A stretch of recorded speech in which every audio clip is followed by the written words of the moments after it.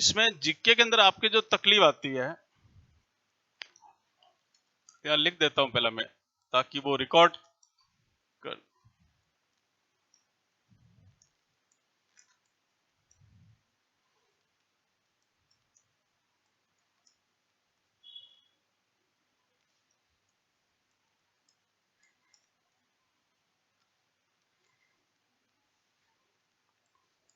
Constitutional development of India.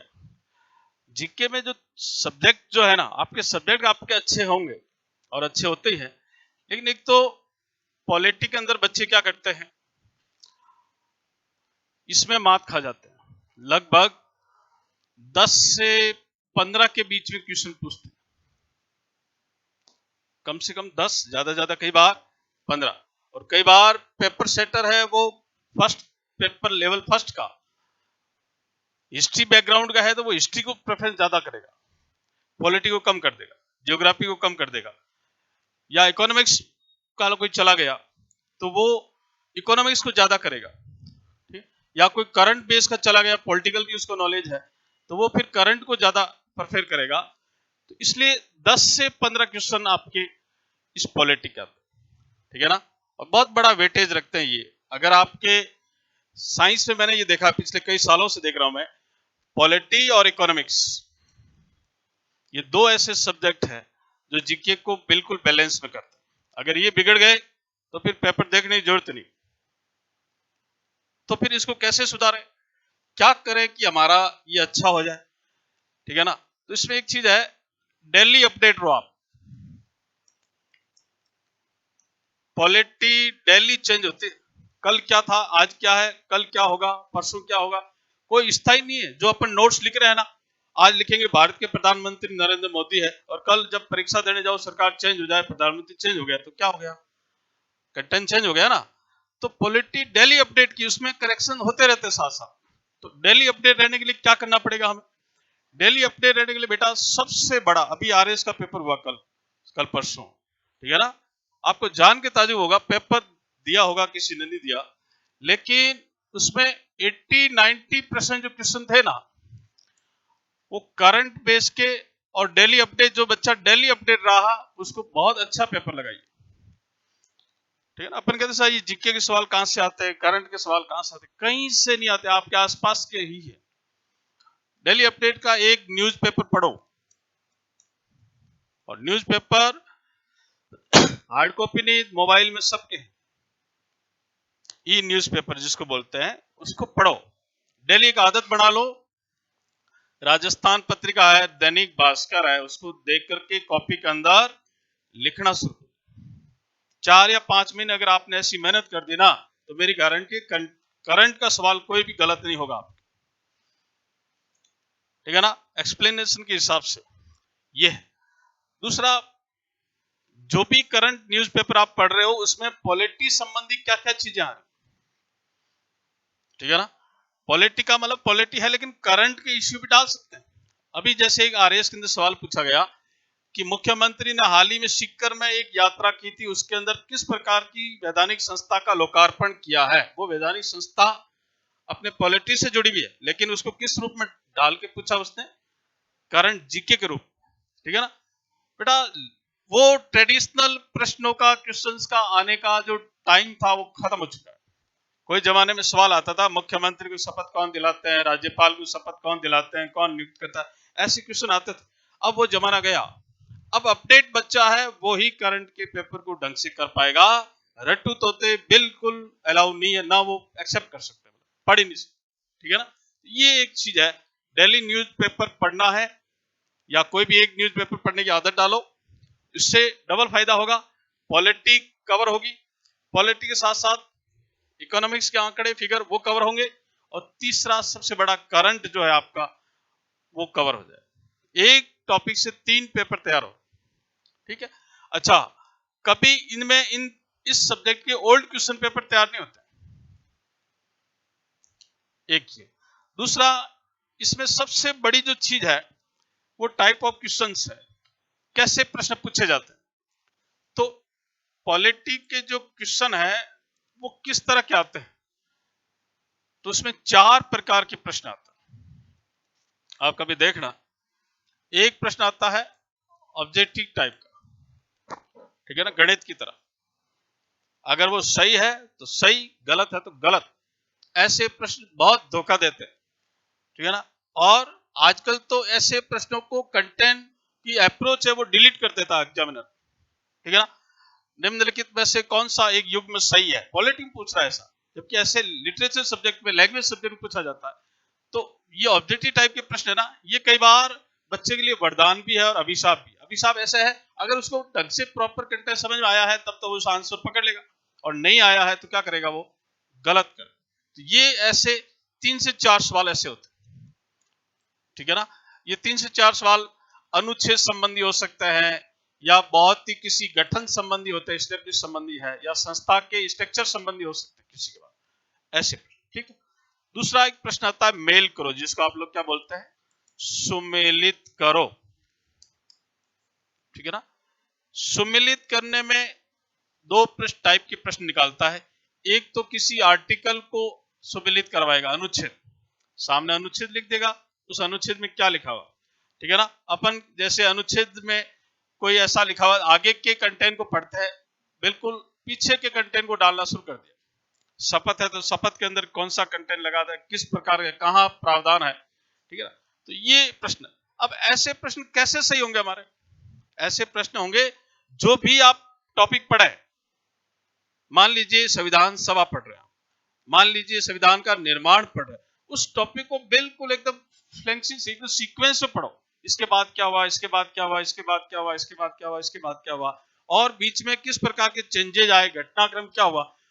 जहां आपका दिमाग उलझता है ना, समझो वो चीज, वहां से प्रश्न निकलने की कोशिश है, सरल चीज सबको समझ आ रही है, ठीक है ना। जहां आपके दिमाग की एक्सरसाइज शुरू हुई नहीं, वहां से प्रश्न आया नहीं, उसी समय वहां रुक जाओ, उस कंटेंट को पढ़ते पढ़ते, और उस प्रश्न को ढंग से अटेम्प्ट करने की कोशिश करो। तो ये बड़े रिस्की सवाल होता है ये। तीसरा प्रश्न आता है विश्लेषण आधारित, जिसके ऑप्शन के अंदर प्रश्न होते हैं, ठीक है ना। बड़े खतरनाक सवाल होते हैं ये, 4 से 5 प्रश्न होते हैं, बड़े टफ प्रश्न होते हैं, यही करने हैं अपने को, है ना। राजस्थान की राजधानी जयपुर है, सब बच्चे करके आए, सब्जी बेचने वाला भी जाएगा ना पेपर देके, वो भी करके आएगा, आप करके आते कोई बहादुरीता नहीं, बड़ी बात नहीं। लेकिन ये जो टफ सवाल है ना, इसको करना अटेम्प्ट, ये बहुत जरूरी, ये ही सिलेक्शन देंगे आपको, ठीक है ना। ऐसे टोटल सब्जेक्ट हर एक पेपर के अंदर 5-7 सवाल होते हैं, ये 5-7 सवालों को ही ढंग से कर लो सिलेक्ट। एक टफ सवाल करोगे लाखों लड़कों से आगे, और एक टफ सवाल गलत हो गया लाखों लड़कों से पीछे आ जाओ, ठीक है ना। आपने पेपर के अंदर मान लीजिए 100 सवाल है, उसमें से 40 सवाल कर दिए फर्स्ट राउंड के अंदर, पहले पेज से लगाकर लास्ट पेज तक आपने करते करते आए, कितने सवाल हुए, 40। कोई बड़ी बात नहीं, ये 40 सवाल आपने नहीं किए, सबने किए हैं। अब सेकेंड राउंड में जाओगे तो 20 सवाल आप करोगे, कितने हो गए, 60। फिर थर्ड राउंड में लास्ट टाइम बचेगा, उस समय 5-7 सवाल और करोगे, कितने हो गए, 65-70 सवाल, कितने में से, 100 में से, ठीक है ना। ये 65-70 सवाल अगर आपने एक्यूरेट किए हैं, नो नेगेटिव, तो समझो सिलेक्ट हो, अच्छे नंबर है। मान लो फिर भी कहीं 1-2 नंबर ऊपर नहीं, और यदि ज्यादा दिखाने के चक्कर में 80 कर दिए, 90 कर दिए, 95 कर दिए, तो गए, ठीक है ना। दूसरा, कभी भी ध्यान रखो, जहां नेगेटिव पेपर है, नेगेटिव क्वेश्चन मार्किंग है, वहां कभी भी नेगेटिव हाथ ही मत डालो। सिलेक्ट होना है तो जितना आवे उतना ही कर लो, ठीक है ना। पिछली बार जैसे साइंस के अंदर देखा, एक लड़का 96 सवाल करके आ गया 100 में से, बहुत टैलेंटेड लड़का था, सब्जेक्ट उसका बहुत शानदार, लेकिन जीके में ये भी आ रहा, ये भी आ रहा, ये भी आ रहा, कर करके कितने कर दिए उसने, 96। और टोटल क्वेश्चन उसको राइट कितने आ रहे थे, 46 एक्यूरेट आ रहे थे, ठीक है ना। और 46 को 2 से गुना कर दो, कितने हो जाएंगे, ये 92 के आसपास, है ना। जिसके 80 नंबर थे ना, वो लड़का सिलेक्ट हुआ, जिसके जीके में कितने नंबर थे, 80 नंबर थे, उसके वो सिलेक्ट हुआ, उसके नंबर कितने आगे थे, लेकिन सवाल कितने कर दिए इसने, ठीक है ना, 32 सवाल नेगेटिव करके आ गया। तो सिलेक्शन हुआ, आपने क्या कर दिया, फेंक दिया, नहीं चाहिए मुझे। इसलिए ओवर माइंड में पेपर बैठते हो ना बेटा, उस समय बहुत ध्यान से खेला करो कि मैं किस प्रश्न को मैं अटेम्प्ट कर रहा हूं, कैसे कर रहा हूं, वो प्रश्न मुझे आ रहा है कि नहीं आ रहा है, तुक्के में तो नहीं, जबरदस्ती तो नहीं कर रहा हूं। ये चीजें अगर आपने कर दी ना, तो जीके में 90 से ऊपर जिसके भी करंट में या टोटल ऑफ पेपर में सही है क्वेश्चन आ रहे नंबर, तो वो लड़का सिलेक्ट। ठीक है ना। तीसरा ये हो गया। तो इस विश्लेषण वाले प्रश्नों में क्या पूछता वो, विश्लेषण वाले प्रश्नों में क्वेश्चन डालेगा। अब लिखेगा पहले कि भारतीय संविधान सभा के संदर्भ में सही कथन है। ठीक है ना। ये अप्रोच है। इससे बच्चा अप्रोच का सहारा लेकर के प्रश्न को पकड़ लेगा, उत्तर को पकड़ लेगा। लेकिन आजकल इन्होंने क्या कर दिया है, ये अप्रोच क्या कर दिया है, डिलीट कर, क्या कर दिया है, डिलीट। फिर वो आगे क्या लिखेगा, निम्न कथनों में से कौन सा कथन सही है, निम्न कथनों में से कौन सा कथन सही है। तो एक प्रश्न तो इसमें ऐसा देता है कि मान लो राष्ट्रपति के बारे में पूछना है, तो वो सारे कंटेंट के ऑप्शन राष्ट्रपति के बारे में हो, तो ऐसे प्रश्नों को करने में सुविधा रहेगी, क्योंकि वो पूरा सीक्वेंस किसके ऊपर चल रहा है, प्रेसिडेंट के ऊपर चल रहा है, राष्ट्रपति के बारे में चल रहा है। लेकिन एक सवाल ऐसा निकाल दिया उसने, आजकल ये डिलीट हो गया, प्रश्न ऐसा आजकल नहीं पूछता। एक लाइन राष्ट्रपति के बारे में पूछ रहा है, एक लाइन क्या नाम आपके प्रधानमंत्री के बारे में पूछ रहा है, एक लाइन मंत्रिपरिषद के बारे में पूछ रहा है, और एक लाइन लोकसभा के बारे में पूछ रहा है। यानी इन चारों में भूमिका किसकी पूछ रहा है, वो राष्ट्रपति की पूछ रहा है। इस तरह के सवाल सबसे ज्यादा पूछे जा रहे हैं आज की तारीख। इसका मतलब ये चार ऑप्शन आए ना, ये चार ऑप्शन नहीं, ये चार टॉपिक है। इस टॉपिक को अगर कंटेंट में ढंग से समझा हुआ है तो ही हम ऐसे प्रश्न कर रहे हैं। ये तो ये ऐसे प्रश्नों को करते समय सबसे ज्यादा ध्यान रखो कि अप्रोच पूछी है तब तो चलो इस वाले प्रश्न में, अप्रोच नहीं पूछी है तो आपको चलना इस तरह से। ठीक है। तीसरा, फिर आजकल एक सवाल देने लगे कंटेंट के आधारित कथन कारण। हालांकि ऑब्जेक्शन उठने लगे हैं, कथन कारण के पेपर कॉलेज लेक्चरर या फर्स्ट ग्रेड या आरएस के पेपर में दिया जाता है, सेकंड ग्रेड में ऐसे नहीं पूछे जाते हैं। कथन कारण, कथन में कारण में ऐसे सवाल दिए जाते हैं, तो उसमें कोई पूछ लेते हैं कि भाई भारत के राष्ट्रपति को संसद तथा राज्यों के विधान परिषद के लोगों द्वारा निर्वाचित किया जाए। कारण, क्योंकि भारत एक लोकतांत्रिक गणराज्य है। अब ये सब चीजें कंटेंट में समझी हुई होगी तो अपन क्या करेंगे, कथन कारण के क्वेश्चन को पकड़ पाएंगे। ठीक है ना। तो किस तरह के प्रश्न आते हैं, कैसे प्रश्न आते हैं, तो सबसे बड़े प्रश्नों को तैयार, विश्लेषण वाले प्रश्न एक तो तैयार करो, जब भी हो मैं बताऊंगा, हर टॉपिक के साथ साथ प्रश्न लेके चलूंगा। और दूसरा आप कंटेंट के आधारित जो है सम्मिलित वाले प्रश्न, ये दो प्रश्न तैयार हो गए आपके, तो ऑब्जेक्टिव टाइप का प्रश्न तैयार हो जाएगा और कारण वाला प्रश्न। जिस टाइम पॉलिटिक के कोई क्वेश्चन नहीं आ रहा है तो उसको हाथ ही मत लगाओ, बहुत घातक सिद्ध हो सकता है। ठीक है ना। ये है। चलो अब अपने टॉपिक पे आते हैं। आपके टॉपिक में जो फर्स्ट पॉइंट है वो है भारत का संवैधानिक विकास, भारत का संवैधानिक विकास, कॉन्स्टिट्यूशनल डेवलपमेंट इन इंडिया। ठीक है ना। हेडिंग डाल दो, फिर मैं जैसे समझाऊं वैसे लिखो। भारत का संवैधानिक विकास। इंग्लिश मीडियम के कौन है, अंग्रेज है कोई, आप हो, अच्छा एक दो, बहुत बढ़िया, तीन। नहीं समझ आया बेटा पूछ लेना, ट्रांसलेट कर देंगे।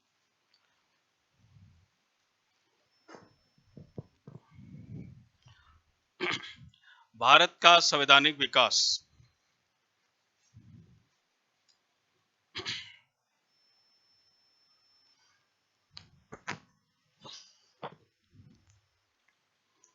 लिखा, हाँ इधर ध्यान दो। देखिए यहां से ये जो टॉपिक है ना, यहां से ऑब्जेक्टिव टाइप के प्रश्न ज्यादा बनते हैं। कैसे प्रश्न ज्यादा बनते हैं, ऑब्जेक्टिव। आज दिन तक भारत के संवैधानिक विकास का बड़ा प्रश्न नहीं पूछा गया है, आज दिन तक सारे प्रश्न आए वो कैसे आए, ऑब्जेक्टिव टाइप के। ऑब्जेक्टिव टाइप के जो मैं कंटेंट यहाँ समझा रहा हूँ, एक्सप्लेन कर रहा हूँ, डिटेन कर रहा हूँ, इसको ढंग से एक चीज समझना, क्या चीज बोल रहे हैं। ठीक है ना। लिखना पर्याप्त नहीं है, जितना समझोगे ना उतना आपका एक्सप्लेनेशन पावर बढ़ेगा कि हाँ ये चीज है। ठीक है। तो संवैधानिक विकास को अगर इसका प्रारंभ कहें, यानी भारत में किस तरह से कॉन्स्टिट्यूशनल डेवलपमेंट हुआ, तो उसको सबसे पहले इसकी डिमांड रखी गई थी 1895 में, स्वराज विधेयक। सेल्फ मोशन स्वराज विधेयक से। इसकी सबसे पहले डिमांड किसने की थी? स्वराज विधेयक के माध्यम से हुई थी, है ना। और ये बिल किसने रखा था? तिलक। किसने रखा था? तिलक। अब देखिए यहां से प्रश्न कैसे निकालेगा? निम्नलिखित में से किस एक के माध्यम से सबसे पहले संवैधानिक विकास की शुरुआत की गई? वो लिखिएगा स्वराज विधेयक और कोई विधेयक, 3 कुछ और लिखिएगा। सबसे पहले कब है? अगर विधेयक के संबंध में पूछेगा तब तो लिखेगा स्वराज विधेयक, ऑप्शन में आएगा। और यदि सन पूछेगा, ईयर पूछेगा तो कौन सा हो जाएगा? 1895, ठीक है ना। किसने पेश किया था? ये तिलक ने। तिलक ने डिमांड की थी, आपने एक नारा सुना होगा, स्वराज मेरा जन्मसिद्ध अधिकार है, इससे मैं लेकर रहूंगा। लोकमान्य बाल गंगाधर तिलक ने कहा था। उसी कंटेंट के अंदर वो एक भाव छिपा हुआ था कि हमें क्या चाहिए? स्वराज चाहिए, ठीक है ना। तो स्वराज को एक प्रपोजल के माध्यम से डिमांड की थी किस वर्ष? 1895 में। करने वाला व्यक्ति कौन था? हिंदुस्तान। अब देखिए एक क्वेश्चन ऑब्जेक्टिव ये, एक क्वेश्चन ऑब्जेक्टिव ये, एक क्वेश्चन ऑब्जेक्टिव ये, 3। अगर पूछ ले निम्नलिखित में से किसने सबसे पहले भारतीय संविधान सभा के संदर्भ में अपनी मांग प्रस्तुत किया था ब्रिटिश सरकार के सामने? व्यक्तियों में पूछे तो कौन, विधेयक का पूछे तो कौन, और सन पूछे तो कौन? क्लियर? अब यहां से प्रश्न की शुरुआत करेगा। हर एग्जामिनर अपने आप को उस टॉपिक से प्रश्न निकालना चाहता है कि जो प्रश्न सार्वभौमिक हो, यानी सब मान्य हो। दूसरा, सर्वविदित हो, किसी प्रकार का उस पर ऑब्जेक्शन नहीं आना चाहिए प्रश्न के ऊपर। और फिर तीसरा प्रश्न वो देता है कि हाँ यहाँ ये प्रश्न हो सकता है। तो 1 2 3, ये 3 प्रश्न हो गए, ठीक है ना, एक कंटेंट के अंदर। दूसरा, फिर 1922 के अंदर ये जो लाइन लिख रहा हूं ये बहुत ही महत्वपूर्ण प्रश्न है, हर बार पूछा जाता है, समझो छप गया। महात्मा गांधी, महात्मा गांधी, कल ही बापू का जन्मदिन था, महात्मा गांधी, ठीक है ना। महात्मा गांधी ने क्या कहा? महात्मा गांधी ने कंटेंट के रूप में आग्रह किया था, क्या कहा था? कि भारत का संविधान, भारत का संविधान भारतीयों की इच्छा अनुसार होगा। भारत का संविधान भारतीयों की इच्छा अनुसार होगा, इच्छा अनुसार होगा। ये कथन किसका है? ठीक है ना। जॉइस तिलक ने एक मोमेंट पेश किया तो तिलक की बातों का समर्थन करते हुए बापू आगे आए और ब्रिटिश सरकार से साफ साफ कह दिया, बोले आप हमें ये बरगलाओ मत कि हम ये देंगे, वो देंगे, आजादी देंगे, ऐसा करेंगे, वैसा करेंगे। आप हमें हमारा स्वराज दे दो, हमें क्या करना है, हम कैसा अपना देश बनाना चाहेंगे, हम हमारा संविधान कैसा करेंगे, ये हमारे। इसलिए उन्होंने साफ इनडायरेक्ट ये जो भावना है ना स्वराज की, वो इसमें झलकती है। उन्होंने कहा भारत का संविधान भारतीय की इच्छा अनुसार होगा, बाहरी शक्ति का कोई दखल नहीं होगा, बाहरी शक्ति के विचारों का कोई इन्वॉल्वमेंट नहीं होगा, ठीक है ना। ये चीज तो कई बार ये एग्जाम के अंदर कंटेंट के प्रश्न के रूप में पूछ लेता है। भारतीय संविधान सभा के संदर्भ में निम्नलिखित में से ये कथन किसका है कि भारत का संविधान भारतीयों की इच्छा अनुसार होगा? किसका? महात्मा गांधी। क्लियर? 1924 में मोतीलाल नेहरू, पंडित जवाहरलाल नेहरू के पिता, मोतीलाल नेहरू, पंडित जवाहरलाल नेहरू के पिता ने भी इनकी मांगों का क्या किया? समर्थन किया। इनकी मांगों का क्या किया? समर्थन। और फिर बाद में आगे कौन आए? पंडित जवाहरलाल नेहरू स्वयं, इन्होंने भी भारतीय संविधान सभा की मांग का क्या किया? समर्थन किया। लेकिन अब जो मैं बोल रहा हूं वो बहुत ही बड़ा प्रश्न है। एक तो ये प्रश्न ध्यान रखना, एक ये अंत में संविधान सभा के औपचारिक स्वरूप देने वाला, औपचारिक, औपचारिक को हिंदी में बोलते हैं औपचारिक, इंग्लिश में बोलते हैं फॉर्मल, फॉर्मल अनफॉर्मल, है ना। जो काम नियमबद्ध होता है उसे क्या बोलेंगे? फॉर्मल। और जो काम नियमबद्ध नहीं होता उसे क्या बोलेंगे? अनफॉर्मल। ये क्लास नियम से चलती, इसके बाद ये, इसके बाद ये, इसका मतलब कैसा सिस्टम है ये? फॉर्मल। चाय की थड़ी पे सब लोग खड़े हैं, कैसे? अनफॉर्मल, ठीक है ना। तो इस कॉन्स्टिट्यूशन को एक डेवलपमेंट सिस्टम देने के लिए एक औपचारिक सिद्धांत देने वाला व्यक्ति, सबसे पहले वो व्यक्ति कौन था?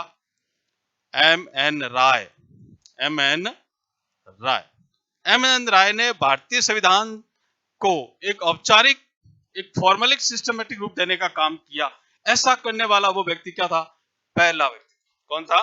तो प्रश्न को वहां के पूछेगा कि निम्नलिखित में से किस एक ने भारतीय संविधान को औपचारिक स्वरूप सर्वप्रथम प्रदान किया, या सबसे पहले किसने भारतीय संविधान के औपचारिक स्वरूप को प्रदान किया? कौन? एम.एन. राय। एम.एन. राय। अब आजकल एम.एन. राय पर भी एक सवाल अलग से निकाल, इसका पूरा नाम पूछने लग गए।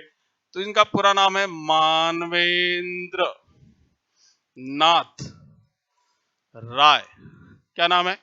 मानवेंद्र नाथ राय। अब एम.एन. राय पढ़ के गए, वहां मानवेंद्र नाथ राय ध्यान में नहीं रहा। अब एम.एन. नाथ है, मानवेंद्र नाथ राय, मनमोहन नाथ राय, मनमोहन सिंह राय, और किसी राय। अब अपने को एम.एन. राय तो पता है, लेकिन फुल नाम पता नहीं, तो सवाल आया हुआ भी क्या है? इसलिए उसको एग्जामिनर कहां चलता आगे, उसकी इमोशनल भावनाओं के साथ साथ चलते रहो। कल आप लोग सेकंड ग्रेड लगोगे, 4 साल बाद में आप भी फर्स्ट ग्रेड प्रमोशन होके फिर आरपीसी की गुड बुक में आ जाओगे, भाई ये गवर्नमेंट के लेक्चरर है। अब फोन कर दिया कि भाई अमुक व्यक्ति को जिला शिक्षा, बोले आरपीसी भेजो। अब आप जाते हो, प्रश्न बढ़ाते, ये टॉपिक दिया, बोले इसमें से 5 सवाल बना के दो, तो आप क्या करोगे?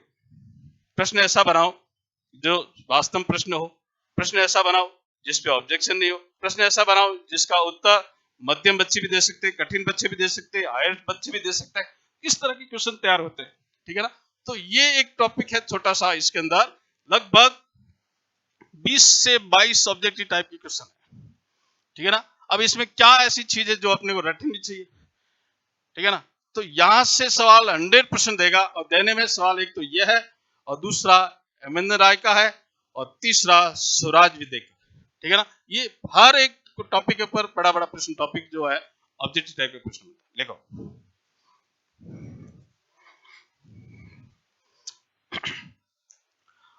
भारतीय संविधान सभा, इंडियन कॉन्स्टिट्यूशनल असेंबली, भारतीय संविधान सभा के गठन की मांग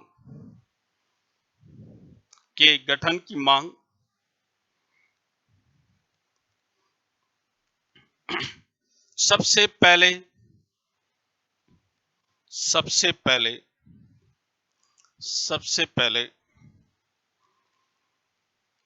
1895 में 1895 अंडरलाइन कर लो, 1895 स्वराज विधेयक के माध्यम से, स्वराज विधेयक के माध्यम से स्वराज विधेयक के माध्यम से स्वराज विधेयक के माध्यम से की गई, स्वराज विधेयक के माध्यम से की गई,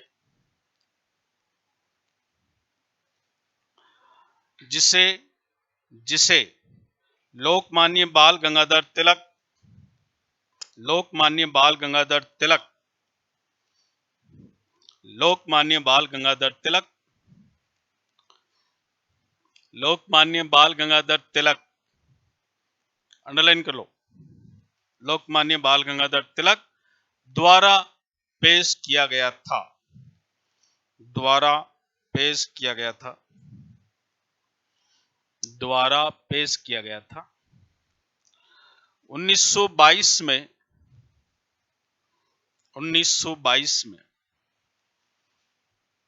1922 में राष्ट्रपिता महात्मा गांधी ने भी राष्ट्रपिता महात्मा गांधी ने भी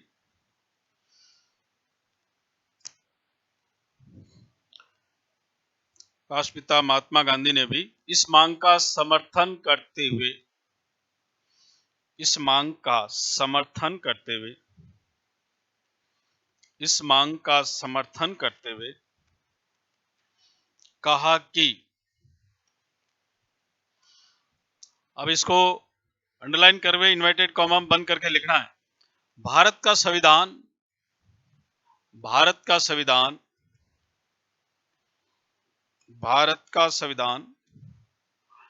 भारतीयों की इच्छा अनुसार होगा, भारत का संविधान भारतीयों की इच्छा अनुसार होगा, भारत का संविधान भारतीयों की इच्छा अनुसार होगा। किसने कहा था? महात्मा गांधी। अंडरलाइन कर लो, अंडरलाइन कर लो, इसको पढ़ना है बार बार। फिर लिखो तथा पंडित मोतीलाल नेहरू तथा पंडित मोतीलाल नेहरू और जवाहरलाल नेहरू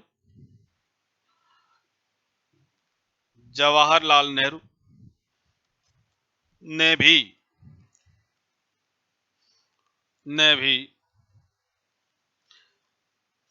संवैधानिक सभा की मांग का समर्थन किया।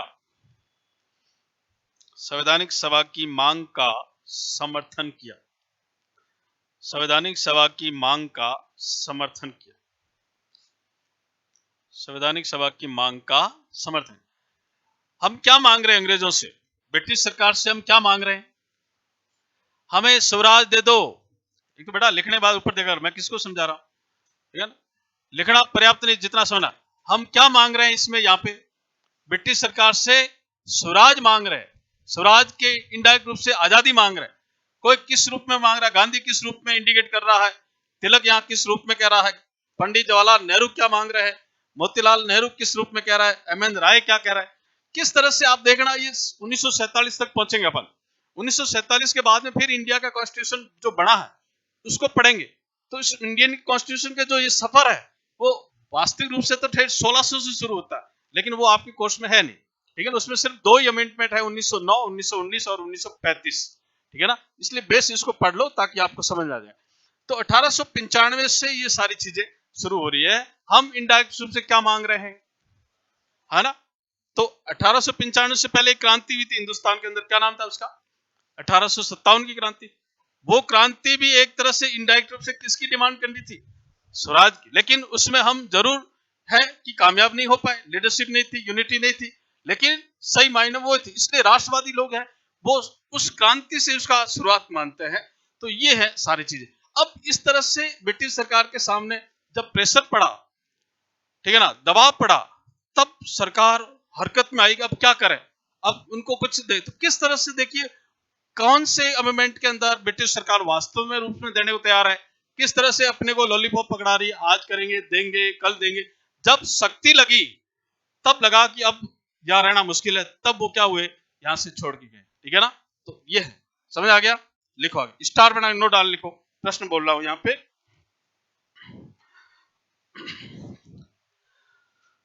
भारतीय संविधान को फॉर्मली यानी औपचारिक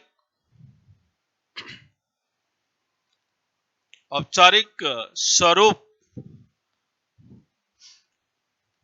प्रदान करने वाला, औपचारिक स्वरूप प्रदान करने वाला, औपचारिक स्वरूप प्रदान करने वाला पहला व्यक्ति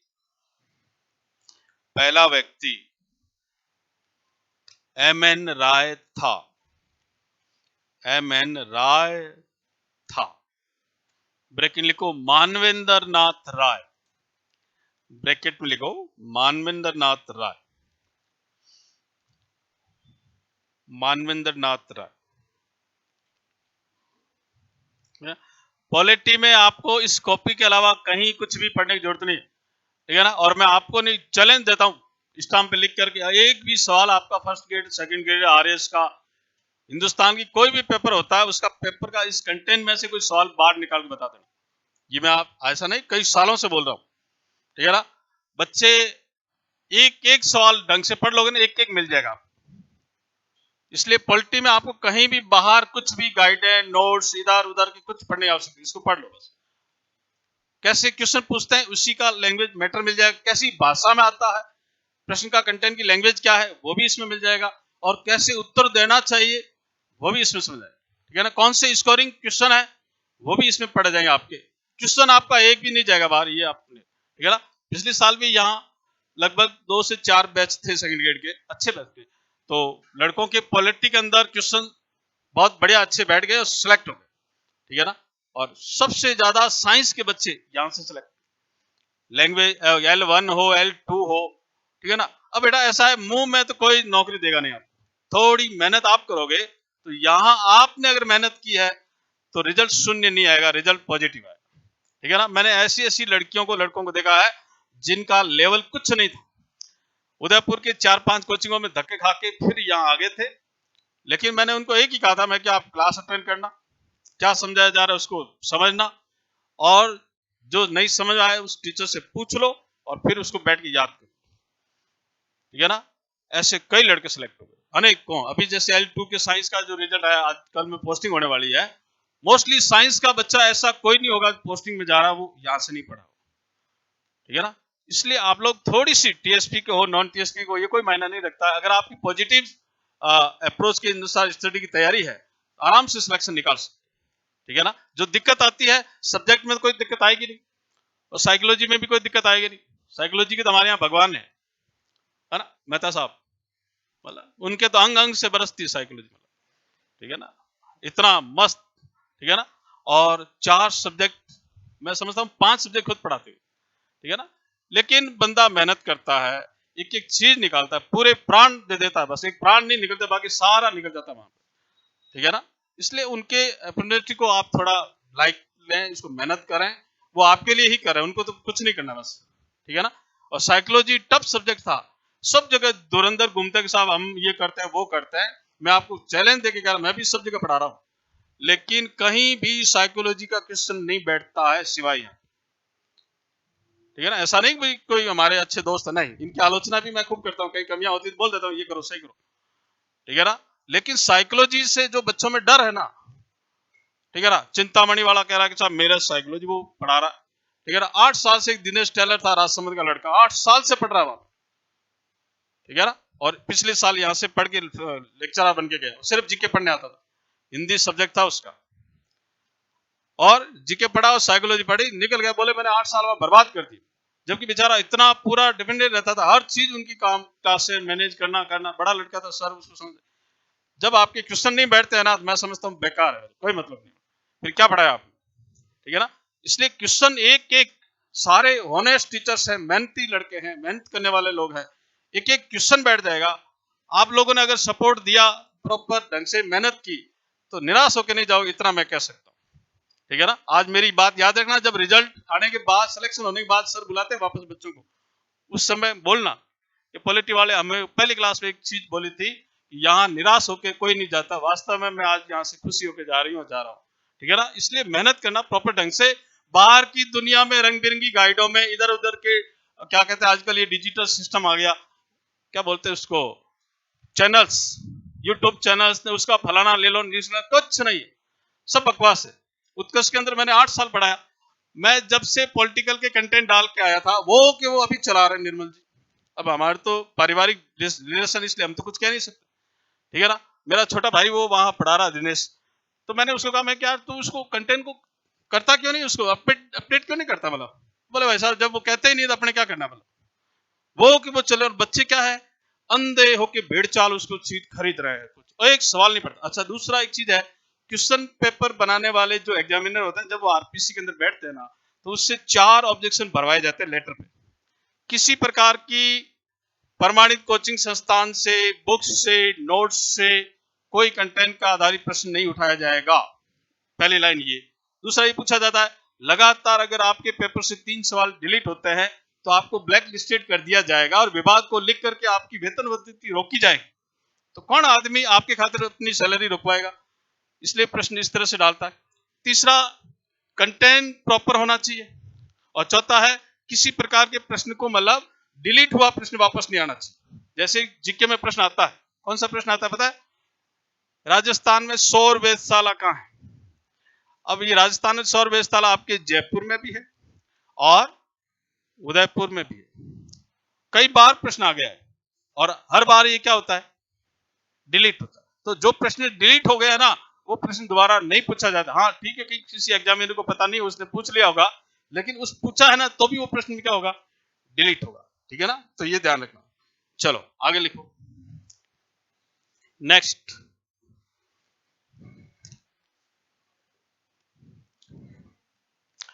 अगस्त प्रस्ताव।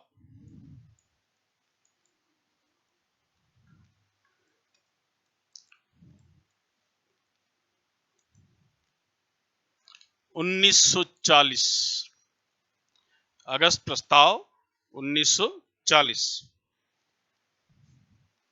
अगस्त प्रस्ताव 1940, अगस्त मोशन 1940।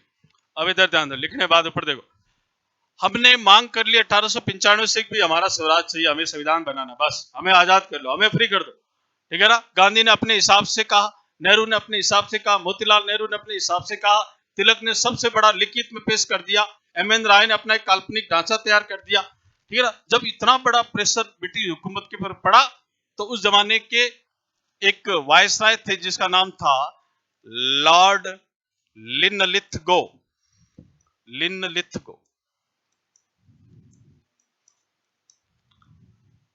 क्या नाम था, लॉर्ड लिनलिथगो, ये वायसराय था। वायसराय एक शब्द है, अगर आपने हिस्ट्री में पढ़ा हो तो वायसराय आज के राष्ट्रपति के बराबर।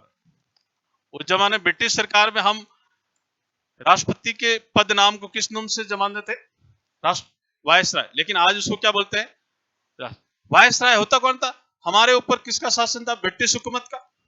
तो ब्रिटिश हुकूमत यानी सम्राट या रानी, ठीक है ना, इन दोनों के माध्यम से, इसके अधीन भारत सचिव हुआ करता था जो भारतीय मामले देखता था, सेक्रेटरी था इस महारानी का या सम्राट, और सेक्रेटरी किसका था, भारत का, इसलिए पदनाम क्या हो गया इसका, भारत सचिव। भारत सचिव को रिपोर्ट करता था कौन, वायसराय। वायसराय दो तरह से शासन चलाता था, एक तो देशी भारत, देशी भारत में क्या आती थी, रियासतें, और रियासतों के हेड कौन होते थे, राजा, और एक आता था ब्रिटिश भारत, ठीक है ना। ब्रिटिश भारत के हेड कौन होते थे, गवर्नर, कौन होते थे, गवर्नर। तो ये दो भारत था हमारा, भारत दो तरीके से बटा हुआ था, देशी भारत और ब्रिटिश भारत। जिस भारतीय भूभाग पर ब्रिटिश हुकूमत सीधा शासन करती थी, उसमें बीच में कोई नहीं था, तो वहां गवर्नर अपॉइंट करके और अपना शासन चलाती थी। ये गवर्नर किसको रिपोर्ट करता था, वायसराय किसको रिपोर्ट करता था, और भारत सचिव किसको रिपोर्ट करता था, ब्रिटिश हुकूमत। इसी तरह राजाओं में, राजा किसके होते थे, रियासतों में, रियासतें किसमें बटी होती थी, परगनों में, सामंत होते थे उनके। तो ये राजा देशी भारत के होते, देशी राजा किसके हुकूमत के होते थे, वायसराय, और वायसराय से इस तरह से दो डिवाइड। तो 1940 में हमारा जो वायसराय था, यानी एक तरह से क्या था, राष्ट्रपति, वो कौन था, लॉर्ड लिनलिथगो। इन्होंने एक घोषणा की, एक प्रस्ताव लाया, ठीक है ना, कि भारतीय संविधान सभा यानी भारत के संवैधानिक विकास की प्रक्रिया पर काम किया जाएगा। यानी हल्की सी ब्रिटिश सरकार के कान पे जू रहेंगी, हल्की सी हमारी बात वहां ब्रिटिश सरकार के सिस्टमेटिक के अंदर क्या है, गुंजायमान थी। तो अगस्त प्रस्ताव से एक सिस्टमेटिक ढंग से क्या होता है, शुरू होती है, ठीक है ना। 1942, इसके बाद 1940। अब यहां ब्रिटिश सरकार के एक मंत्री थे क्रिप्स, क्रिप्स की अगुवाई में एक मिशन आया था भारत में, इसलिए नाम रखा गया क्रिप्स मिशन, ठीक है ना। अब क्रिप्स मिशन 1942, इस समय विश्व के अंदर एक बहुत बड़ी घटनाक्रम चल रही है 1940 से 42 के बीच में, सेकेंड वर्ल्ड वॉर, द्वितीय विश्व युद्ध चल रहा है, ठीक है ना। तो अंग्रेजों का पूरा ध्यान कहां है, सेकेंड वर्ल्ड वॉर में, जबकि सेकेंड वर्ल्ड वॉर से इंडिया का, भारत का लेना देना नहीं, कोई किसी से, हमारी तो दुश्मनी नहीं थी। हमारे लिए जापान भी ठीक वैसे ही था, हमारे लिए ब्रिटिश वैसे थे, हमारे लिए अंग्रेज भी वैसे थे, लेकिन अंग्रेज बेवजह ही हमें, हमारे कंधे पे गोली बंदूक चला करके वो अपने दुश्मनों पे वार करते थे। इसलिए गांधी को बड़ी आपत्ति थी इस चीज को लेकर के। तो इस समय 42 के अंदर एक प्रधानमंत्री था अंग्रेज ब्रिटिश सरकार का, जिसका नाम था Winston Churchill, Winston Churchill. Winston Churchill जब अगस्त प्रस्ताव विफल हो गया, भारतीयों से कोई ढंग से सकारात्मक उम्मीद लेके नहीं आया, तब विंस्टन चर्चिल ने अपने कैबिनेट के मंत्री को बुलाया। उस मंत्री का नाम था क्या, सर लॉर्ड क्रिप्स। क्या नाम था उसका, सर लॉर्ड क्रिप्स। और इनको कहा कि आप भारत जाओ और भारत जाकर के भारतीय नेताओं से बात करो, और वहां जो संवैधानिक गतिरोध है, राजनीतिक गतिरोध है, पॉलिटिकल डिस्टर्बेंस है, कॉन्स्टिट्यूशन डिस्टर्बेंस है, उसको क्या करो, दूर करो, उसके ऊपर कोई रिपोर्ट दो।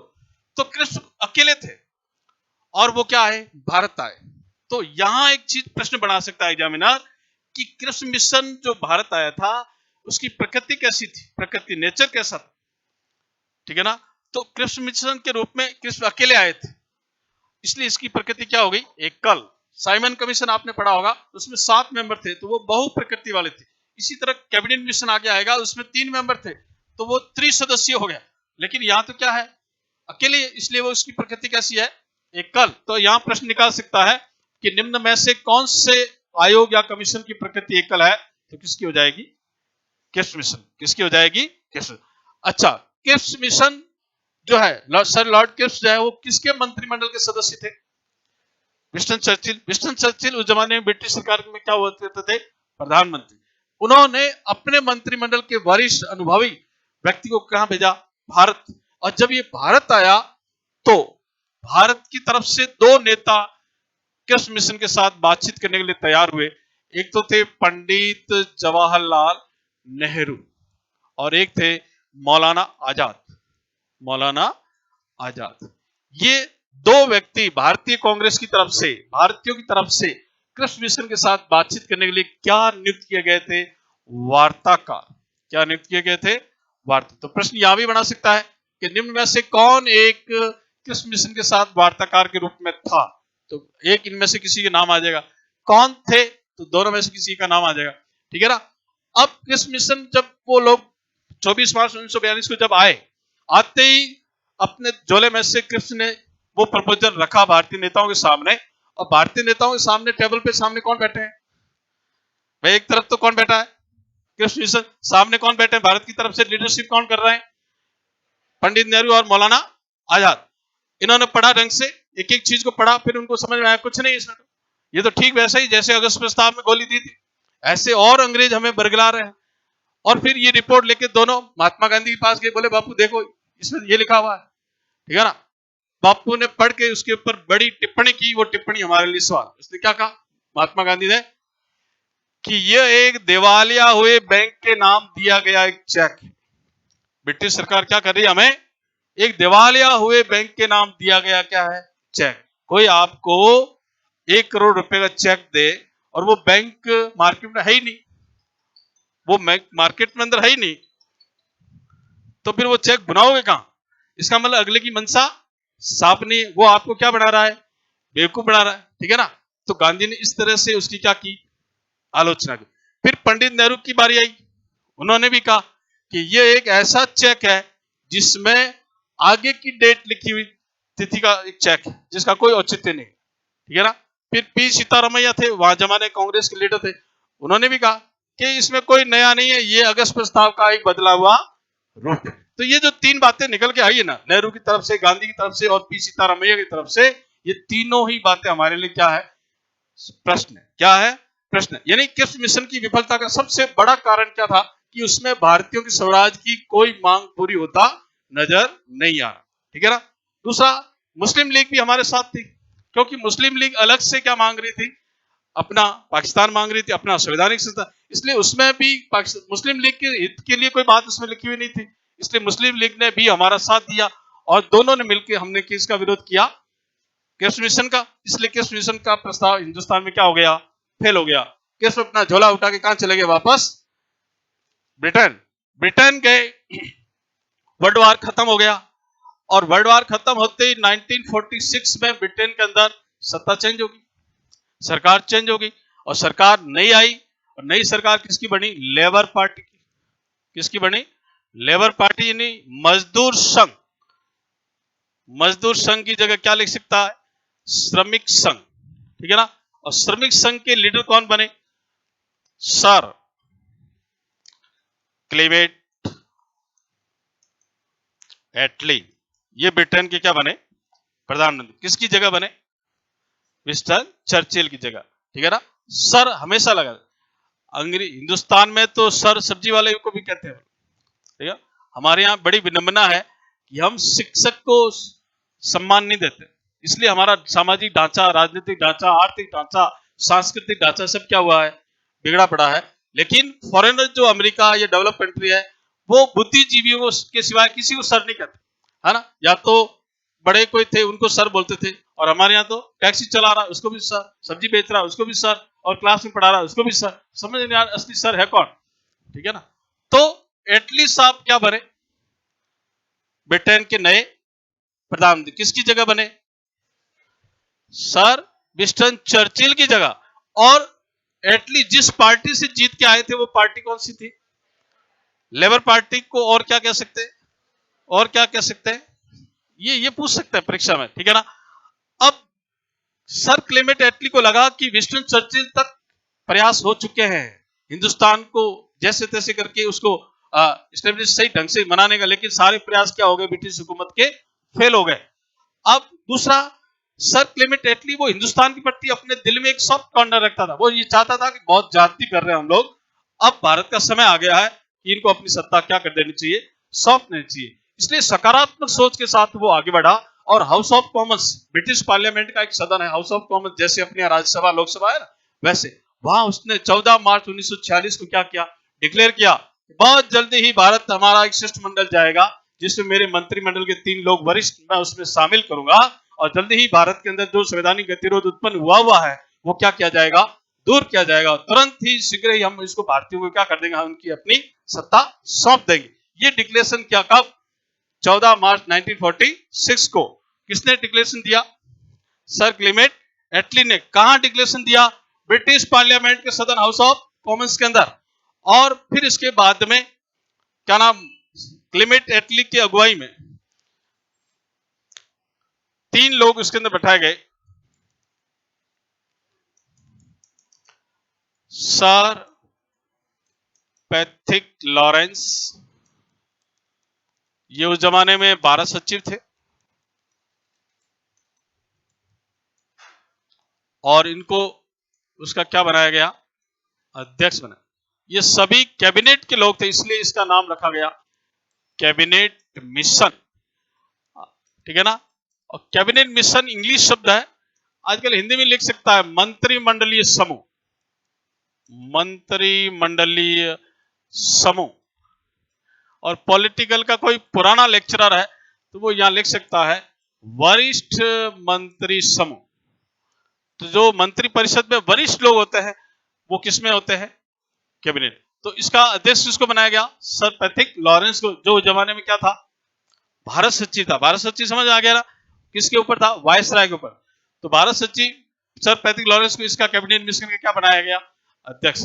फिर सर एवी अलेक्जेंडर, इनको क्या बनाया गया, सदस्य। ये नौसेना मंत्री थे। और तीसरे जो जाके आए थे कौन, सर स्टेफोर्ड क्रिप्स, इनका अनुभव लेने के लिए कि भाई आप जाके हो कैसा माहौल है वहां पे, देखो इनको भी बनाया। ये क्या थे, व्यापार बोर्ड के सदस्य, व्यापार मंत्री थे। इससे पहले आए थे तो वो युद्ध मंत्री थे, अपने यहाँ रक्षा मंत्री बोलते, वहां क्या बोलते हैं, युद्ध मंत्री। इन तीनों को मिलाकर के एक मिशन तैयार किया, जो ये तीनों ही कैबिनेट के लोग थे, इसलिए इसका मिशन का क्या नाम रखा गया। इसको और क्या कह सकते हैं, इसको और क्या कह सकते हैं, ये 3 थे। अब यहां से सवाल कैसे बना सकते हैं, या साइमन का नाम लिख सकते हैं, या किसी वायसराय का नाम लिख सकते हैं, फिर पूछ सकते हैं इनमें से कौन एक कैबिनेट मिशन का अंग नहीं था। तो इस तरह से आ जाएगा, 3 किसी और का लिखे, इनमें से किसी एक को डाले बीच में, फिर लिखे इनमें से कौन एक कैबिनेट मिशन का अंग था, सदस्य था, तो उल्टा पूछ सकते हैं। तो बात दिमाग में क्या रखनी है, इन तीनों को ध्यान रखना। अब यहां से भी प्रश्न पूछ सकता है, यहां से भी प्रश्न पूछ सकता है, यहां से भी। अब ये पहले अध्यक्ष बनाए गए थे, किस पद पे थे, ये सदस्य बनाए गए, ये क्या थे, नौसेना मंत्री। अपने यहाँ नौसेना, जैसे राष्ट्र के रक्षा मंत्री राजनाथ सिंह है, उनके पास भी सारा जिम्मा, लेकिन ब्रिटिश पार्लियामेंट के अंदर स्थल का अलग होता है, वायुसेना का अलग होता है, और नौसेना का अलग होता है, तो वो थे। और सर स्टेफोर्ड क्रिप्स इस बार गए तो वो क्या थे, व्यापार बोर्ड के, व्यापार बोर्ड, ठीक है ना। और अपने यहाँ क्या बोलते हैं, वाणिज्य मंत्री, अपने यहाँ क्या बोलते हैं उसको, वाणिज्य मंत्री, पीयूष गोयल की तरह। तो ये तीनों थे इसके अंदर। और जब पहली बार स्टेफोर्ड क्रिप्स गए थे, सर्चिल के कैबिनेट से निकले थे वो लोग, उस समय ये सर्चिल की कैबिनेट में किस पद पे थे, युद्ध मंत्री थे, जब क्रिप्स मिशन के रूप में गए थे तब, ठीक है ना। ये छोटी छोटी चीजें इसमें बारीक बारीक चीजें पूछ सकते हैं। समझ आ गई ना, कोई दिक्कत तो नहीं, ठीक है ना। चलो लिखो,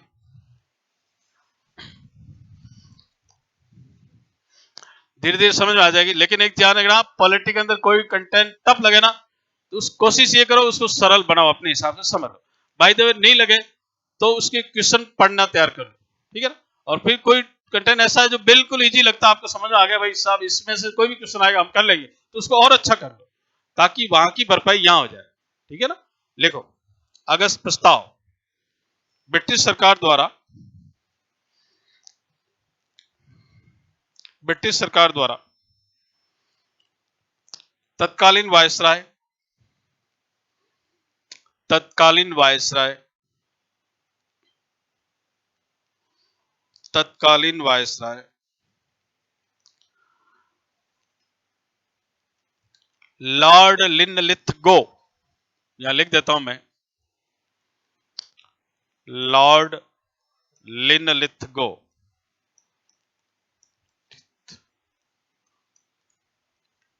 लॉर्ड लिनलिथगो के माध्यम से, के माध्यम से एक प्रस्ताव पारित किया, एक प्रस्ताव पारित किया 8 अगस्त 1940 को, 8 अगस्त 1940 को, जिसे अगस्त प्रस्ताव कहते हैं। 8 अगस्त 1940 को जिसे अगस्त प्रस्ताव कहते हैं, अगस्त प्रस्ताव कहते हैं, जिसमें यह कहा गया था कि, जिसमें यह कहा गया था कि, जिसमें यह कहा गया था कि भारत में औपनिवेशिक स्वराज, भारत में औपनिवेशिक, औपनिवेशिक स्वराज की स्थापना की जाएगी, की स्थापना की जाएगी।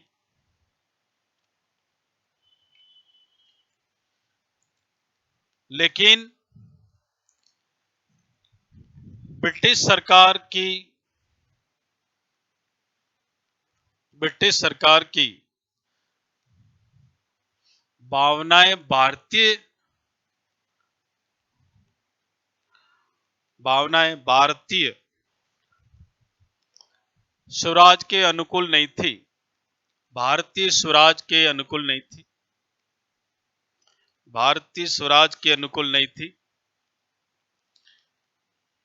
इसलिए, इसलिए